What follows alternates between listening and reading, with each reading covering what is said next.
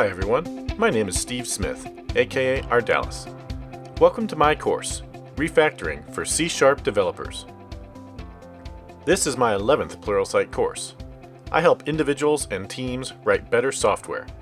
If you think I might be able to help you or your team, find me online at ardalis.com. This course introduces you to refactoring, the process of improving the quality of existing software applications. Some of the major topics that we will cover include the process of refactoring, how to identify various code smells, and then specific refactorings and patterns to apply to correct common code smells. By the end of this course, you'll know how to recognize possible problems in your code, how to write better code, and most importantly, how to safely modify existing code to improve its quality. Before beginning the course, you should already be familiar with C#.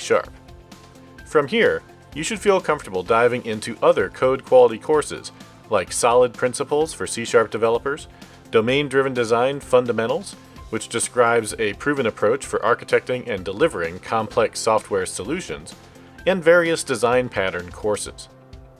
I hope you'll join me on this journey to learn to refactor C# apps with the Refactoring for C# Developers course on Pluralsight.